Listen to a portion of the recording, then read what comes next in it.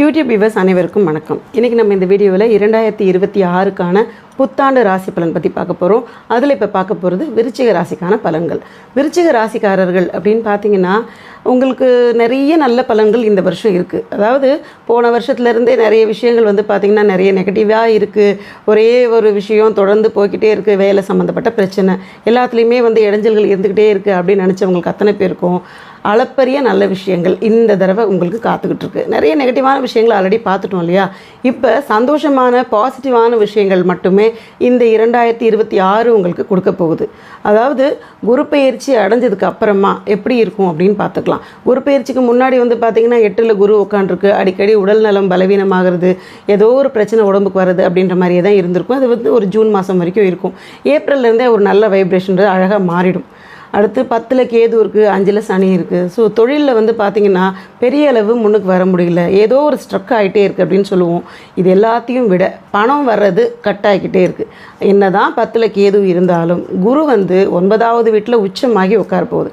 அதாவது குரு உச்சமாகி உட்கார்ந்த உடனேயே நமக்கு பார்த்திங்கன்னா பாகியங்கள் கண்டிப்பான முறையில் கிடச்சே தீரும். எவ்வளவு நெகட்டிவான விஷயங்கள் இருந்தாலுமே நல்ல ஒரு கிரகத்தோட பார்வை கிடச்சிருச்சுன்னா பலவிதமான நல்ல விஷயங்கள் வந்தே தீரும். இதில் மாற்று கருத்தே கிடையாது. மைண்டை ரொம்ப கிளாரிட்டியாக வச்சுக்கோங்க. 9ல் குரு உச்சமாகி உட்கார போகிறதுனால தொட்டதெல்லாம் துலங்கக்கூடிய காலம் அப்படின்னு சொல்லலாம்.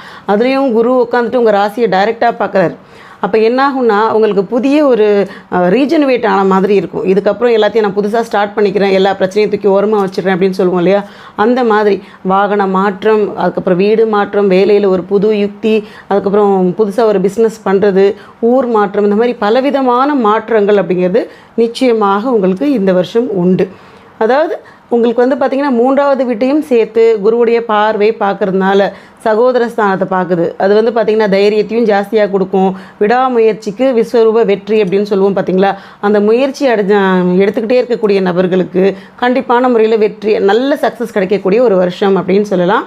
அடுத்து சகோதரனோட பேசாமல் இருக்கிறது, கூட பிறந்த அக்கா தங்கச்சியோட ஒரு சண்டை இப்படிலாம் இருக்கும் இல்லையா? அவங்களோடலாம் சேர்ந்து எல்லாம் ஒத்துமையாகிறதுக்கு உண்டான வாய்ப்பையும் ஏற்படுத்தி கொடுக்கும். பண ரீதியான விஷயங்களில் ரொம்ப நல்ல நல்ல மாற்றங்கள் அப்படின்றது நிச்சயம் கொடுத்தே தீரும். 5ல் இருக்கக்கூடிய சனி பார்த்திங்கன்னா குலதெய்வம் நீங்கள் கும்பிடணும் அப்படின்றத எடுத்து சொல்லிகிட்டு இருக்கு. கண்டிப்பாக குலதெய்வ வழிபாடு தொடர்ந்து பண்ணிக்கிட்டே இருங்க. ஏதாவது ஒரு தானம், கோயிலுக்கு போகும்போதெல்லாம் ஏதாவது ஒரு தானம் கொடுக்கணும் அப்படின்றத ஒரு விஷயமாக மைண்டில் வச்சுக்கோங்க.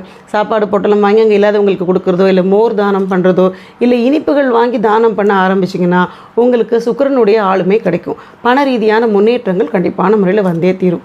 படிக்கக்கூடிய குழந்தைகளுக்கு அப்படின்னு பார்த்தீங்கன்னா குருவோட நேரடி பார்வை வேறு கிடைக்குது. அதனால் எப்படி இருக்குன்னா படிப்பு மேலே அபாரமான ஒரு ஈர்ப்பு ஏற்படும்.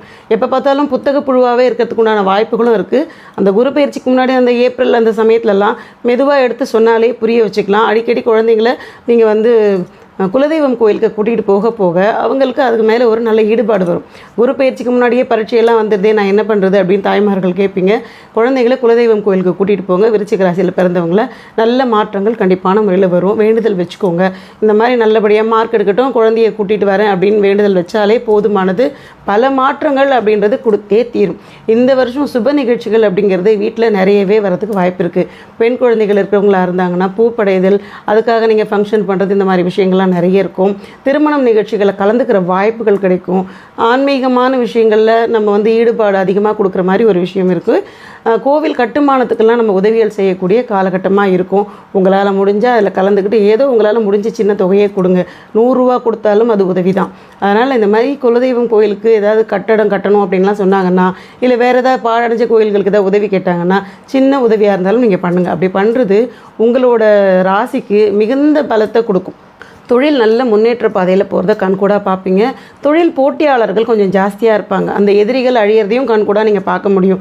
இதுக்கு தான் பார்த்திங்கன்னா சனியோட பார்வை உங்களுக்கு இருக்கிறதுனால எதிரிகள் அழியிறதுக்கு உங்களுக்கு உதவி செய்யும். அதாவது நீங்கள் பண்ண வேண்டியது குலதெய்வத்தை வழிபடணும்.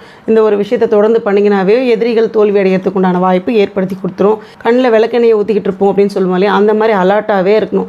யாரையும் சட்டுன்னு நம்பக்கூடாது. ஆல்ரெடி பார்த்திங்கன்னா உஷாரான ஆளுங்க தான் இருந்தாலுமே இன்னும் கொஞ்சம் அலர்ட்டாக கொஞ்சம் எக்ஸ்ட்ராவாக நீங்கள் வச்சுக்கோங்க. உஷாராக இருக்கக்கூடிய ஒரு தருணம் அப்படின்னு சொல்லலாம்.